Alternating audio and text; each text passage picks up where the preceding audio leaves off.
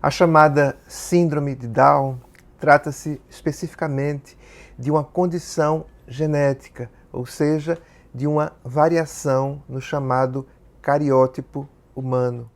Um bom arquiteto que produz uma casa se encarrega antes de esmeradamente preparar um projeto.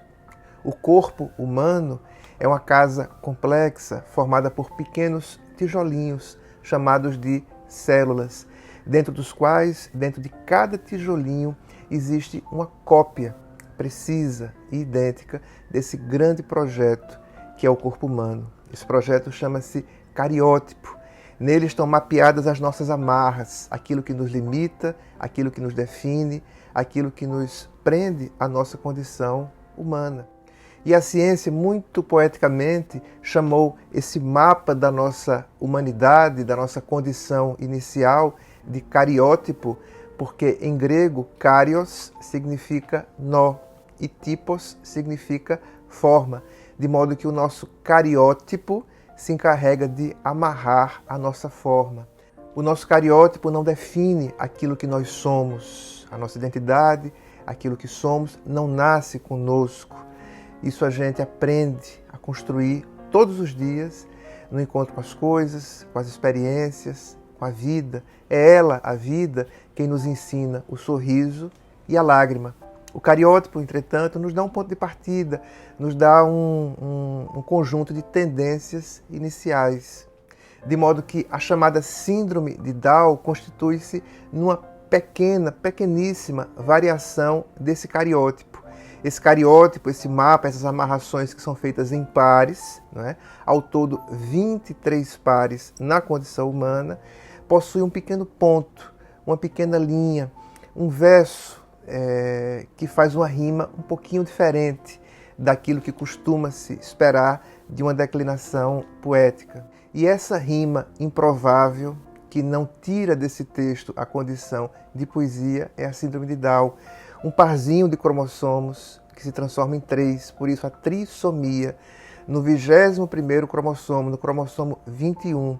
Por isso, o dia 21 de março, para lembrar-nos de celebrar esse dia tão importante, né, que nos faz alguns alertas em relação a essa condição. Uma pequeníssima diferença, um pequeníssimo detalhe.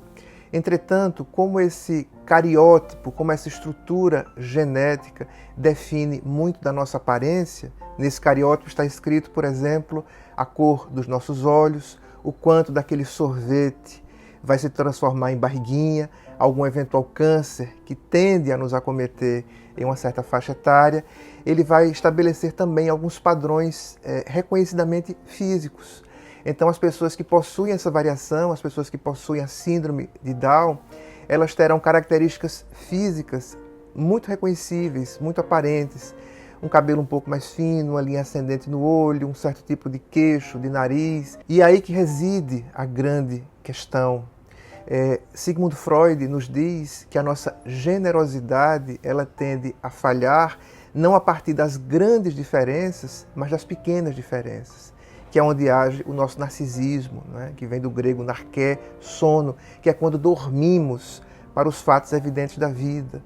É quando essas forças ancestrais e primitivas, que se dão a ver na forma do famigerado preconceito, transformam essas pessoas que são tão parecidas entre si em pessoas supostamente diferentes do restante da condição humana.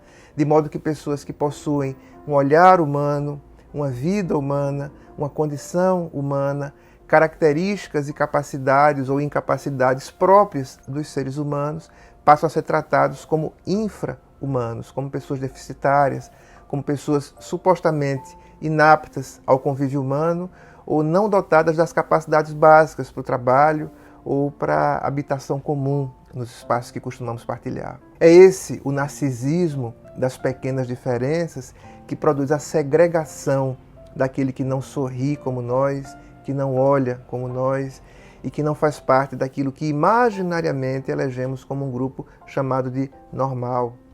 É daí que surge a diferença de sentar com essas pessoas e simplesmente ouvi-las, conhecê-las, acolhê-las no mundo das trocas, no mundo do trabalho, nas escolas. São pessoas que, em geral, são inclusive muito mais doces e sorridentes e alegres e criativas do que a média esperada das demais pessoas.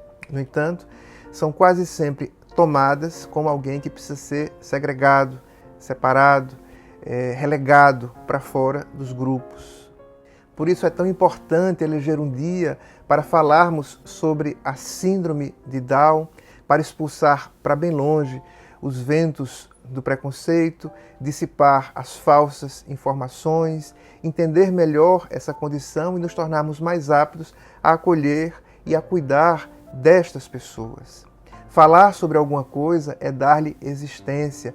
Falar com alguém ou sobre alguém é dar a essa pessoa a centralidade e a importância que merece no nosso espaço. A psicanálise, brilhante criação de Sigmund Freud, faz duas apostas fundamentais no sujeito humano. Aposta na nossa singularidade radical. Todos somos diferentes. Um poeta moçambicano já nos disse que cada homem é em si uma raça. E dois, aposta na emergência do sujeito, mesmo e sobretudo até em contextos adversos de corpo, em casos limítrofes, como na psicose ou no autismo, e em casos inamovíveis ou imutáveis, como na síndrome de Down. Há uma aposta de que há ali um sujeito singular, único, e que pode emergir e que tem algo a nos dizer. Que saibamos escutar. Então, que nesse mês de março possamos voltar o nosso olhar para aquele que realmente é deficitário, o nosso coração, e que possamos repensar os nossos sentimentos de hostilidade, que quase sempre têm como lastro a nossa ignorância e os passos que ainda não ousamos dar. A Diretoria de Saúde, neste mês de março, abraça todas as pessoas com síndrome de Down, seus familiares, suas redes de apoio e todas as pessoas que desejam compreender mais sobre o tema e lapidar seu coração.